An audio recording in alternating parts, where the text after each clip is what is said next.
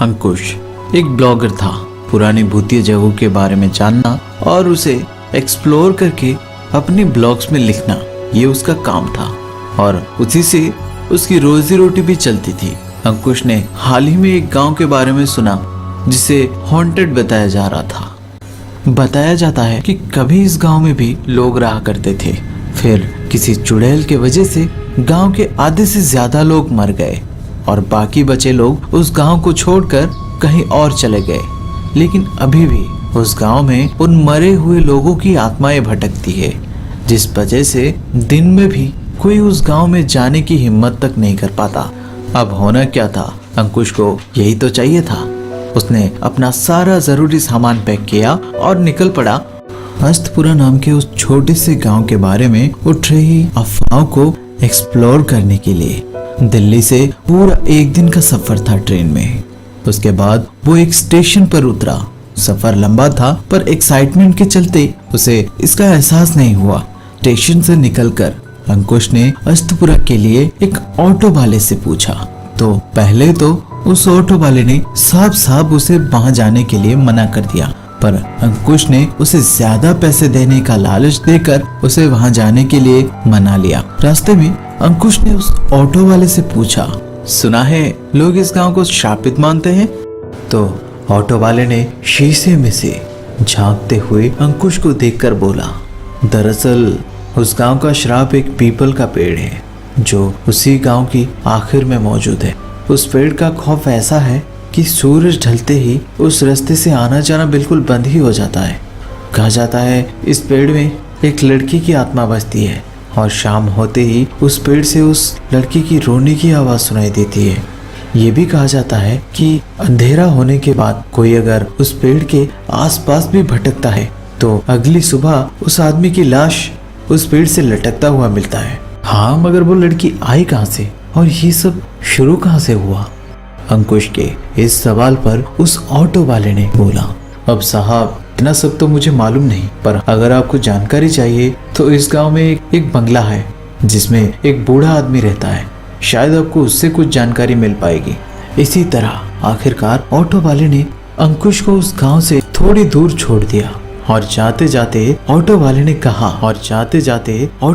कहा अपना ध्यान रखना साहब, और अगर जिंदा बचे तो मुझे फोन कर देना, मैं लेने आ जाऊंगा। वहां से अंकुश को उस गांव तक पैदल जाना था तो उसने अपना सामान समेटकर चलना शुरू किया। थोड़ी दूर जाने पे उसे एक विशालकाय पेड़ दिखा। उसे देखकर अंकुश के रोंगटे खड़े हो गए, क्योंकि शायद यही वो पेड़ था जिसका जिक्र वो ऑटो वाला कर रहा था। अंकुश ने उसकी एक तस्वीर ली और वहां से आगे गांव की ओर बढ़ गया। गांव पहुंचने के बाद उसने गांव की जो हालत देखी वो देखकर अंकुश दंग रह गया। उस गांव में लगभग सैकड़ों घर थे, पर सभी घर टूटे फूटे थे और किसी किसी में तो सामान भी पड़े थे, जिससे उन गांव वालों को किन किन भयानक परिस्थितियों का सामना करना पड़ा होगा ये तो साफ पता चल रहा था। और शायद उसे भी ये डर था कि कहीं कुछ बुरा उसके साथ ना हो जाए, लेकिन वो खुश भी था क्योंकि इस गांव की ऐसी हालत के पीछे छुपी कहानी को वो अगर लोगों के सामने ला पाया तो शायद उसके ब्लॉग्स को लोग और भी ज्यादा पसंद करेंगे। अंकुश मन ही मन ये सब सोच ही रहा था कि तब उसे उस ऑटो वाले की कही हुई बात याद आई। अगर आपको जानकारी चाहिए तो उस गांव में एक बंगला है जिसमें एक बूढ़ा आदमी रहता है, शायद आपको उससे कुछ जानकारी मिल पाएगी। अंकुश उस बंगले को ढूंढने लगा।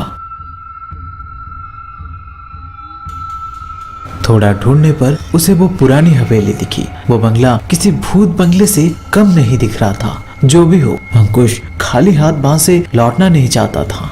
उस बंगले के दरवाजे पर जोर जोर से नॉक करने लगा। थोड़ी देर बाद एक बूढ़ा आदमी दरवाजा खोलकर अंकुश को हैरानी से देखते हुए पूछा, कौन हो आप, क्या चाहिए आपको? अंकुश बोला, बाबा मैं अंकुश हूँ, शहर से आया हूँ। मैंने आपके गांव के बारे में सुना, बहुत बुरा हुआ इन लोगों के साथ, बस ये सब कैसे हुआ वही जानने यहाँ तक आया हूँ। अंकुश के मुंह से बात खत्म नहीं हुई थी कि उस बूढ़े आदमी ने कहा, बुरा इन लोगों के साथ नहीं, बुरा तो राव परिवार के साथ हुआ था। इन लोगों ने हमारे मालिक और उनके परिवार के साथ जो किया उसकी उन्हें सजा मिलनी चाहिए थी। इस गांव के जमींदार कभी हमारे मालिक भीमराव के पूर्वज हुआ करते थे। यह हवेली उन्हीं की है। भीमराव बहुत ही शांत स्वभाव के थे। सुमित्रा भीमराव जी की बहन थी। वो राव परिवार की इकलौती लड़की थी, इसलिए वो सबकी लाडली थी। बचपन से ही माँ बाप को खो चुकी सुमित्रा अपने भैया और भाभी के साथ रहती थी। उसके भैया और भाभी ने कभी उसे माँ बाप की कमी महसूस ही होने नहीं दी। सब कुछ सही चल रहा था कि एक दिन छोटी मालकिन स्कूल से अचानक कहीं गायब हो गई। मालिक ने उन्हें बहुत ढूंढा पर वो उन्हें कहीं नहीं मिली। फिर 3 दिन बाद छोटी मालकिन सड़क पर बेहोश पड़ी मिली। मालिक उन्हें घर ले आए और होश में आने के बाद छोटी मालकिन ने जो बात बताई वो सुनकर हर किसी का दिल दहल गया। उन्होंने बताया स्कूल से लौटते वक्त कुछ दरिंदों ने उन्हें अगवा कर लिया था और उन हैवानों ने उस बेचारी के साथ 3 दिनों तक हवस का वो खेल खेला था जिसे सुनकर मालिक को दिल का दौरा पड़ा और उसी में उनकी मौत हो गई। उनके जाने के बाद गांव वाले छोटी मालकिन को लेकर तरह तरह की बातें करने लगे, जिससे परेशान होकर छोटी मालकिन ने एक दिन खुद को फांसी लगाकर आत्महत्या कर ली थी। जिसके बाद से छोटी मालकिन की रोने की आवाज उसी पेड़ से आने लगी। उसके कुछ दिनों बाद 3 लड़के उसी पेड़ से लटकते पाए गए जो इसी गांव के थे। ये वही लड़के थे जिन्होंने छोटी मालकिन के साथ उस तरह की हैवानियत की थी। फिर गांव वालों ने किसी तांत्रिक से पूछा तो उसने बताया कि हमारे मालिक भीमराव और उनकी बहन सुमित्रा, उन दोनों की आत्मा उसी पेड़ में रहती है और वो गांव वालों से छोटी मालकिन के साथ हुई अन्याय का बदला लेंगे। ये सुनकर गांव में एक तरह के डर का माहौल पैदा हो गया और उसके बाद एक और हादसा हुआ जब उस पेड़ को काटने गांव के दर्जन लोग एक साथ उसके पास पहुंचे।